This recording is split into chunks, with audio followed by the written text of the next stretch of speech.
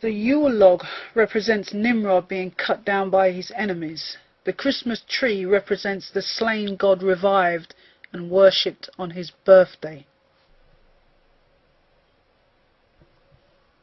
The accounts of Nimrod's rebellion against the Most High can be found in traditions celebrated throughout all cultures of the world today.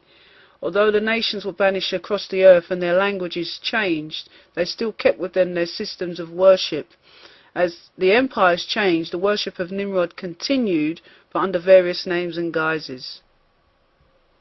It's a known fact that when Rome became a world power, she adopted into her empire the gods of the countries which she conquered. Since Babylon was a source from which all idolatry flowed, we can see how the gods of Babylon were worshipped in Rome. The Romans didn't invent anything new, but became a conduit through which these Babylonian holidays were passed into our modern era. Jeremiah 51:7 says, "Babylon hath been a golden cup in the Lord's hand, that made all the earth drunken. The nations have drunken of her wine, therefore the nations are mad." When it says the nations have drunken of her wine and are mad, it represents the nations adopting the philosophies of the Babylonians, in particular Rome. The penetration of the religion of Babylon became so general and well known that Rome was called the New Babylon. Faith of Our Fathers, 1917 edition, Cardinal Gibbons. Proof of that is when you turn to 1 Peter 5:13, Peter's speaking to the Israelites that were in Rome. But note in the 13th verse it says, "the church that is at Babylon." Why? Because Rome was called Babylon. When pagan Rome became papal Rome, the holidays that were previously celebrated by pagans were transformed into Christian holidays. If you do a simple study of the Catholic Church, it would reveal that in every case, Christianity didn't destroy paganism, but adopted it. To bait pagans into the Christian Church, it was a policy of the Church to amalgamate pagan festivals within the Church. Pope Gregory wrote to Augustine, the first missionary of the British Isles, in 597 AD, "Do not destroy the temples of the English gods. Change them into Christian churches. Do not forbid the customs which have been associated with old religions.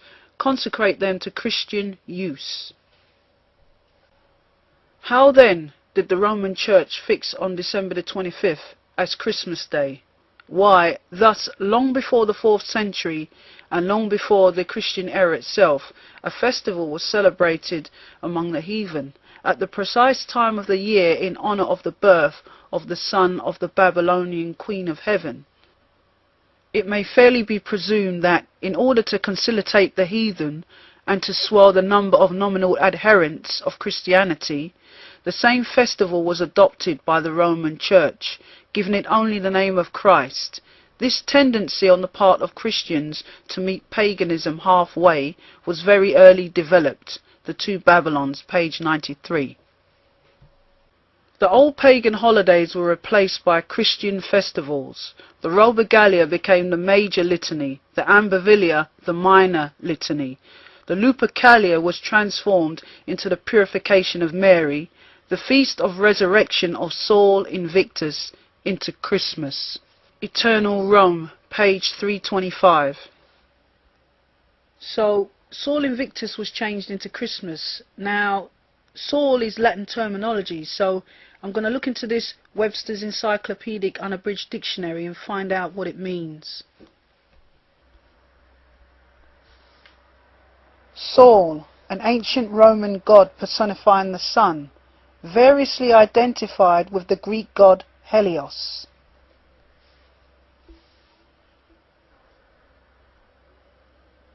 So it says variously identified with the Greek god Helios. Now, let's see who else this god Saul is identified with. This is a dictionary of folklore and legend. On page 498 it says, "He was called Saul by the Romans and often simply Titan." I have a book here called The Two Babylons by Alexander Hislop, if the camera can move in on that. Keep in mind that Saul is called Titan, proved to be the worship of Nimrod and his wife. Now let's look at the word Titan. Let's show you who Titan is. Let's see if we can find Titan, another alias of Saul Invictus, who's supposed to represent Christ. Here he is right here. Titan or Titan, Typhon, and who? Satan. But how can Christmas represent Satan? See, you're worshipping Satan when you celebrate Christmas. In the pagan world of the Gentiles, they practiced something called dualism, which is the worship of demon gods. It was only through the teachings of Paul and the disciples in the New Testament that it was revealed that the Gentiles were worshipping evil spirits.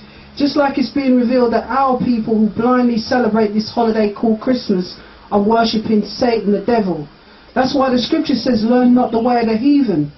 In 1 Corinthians 10 and 20 it says, but I say that the things which the Gentiles sacrifice, they sacrifice to devils and not the Most High. See, the Most High is very specific on how you worship Him. He wants you to know exactly who He is. But Satan's not like that. He don't care how you worship Him or what guise you worship Him in.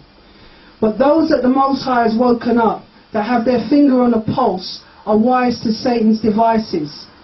The scripture says if it were possible they would deceive the very elect.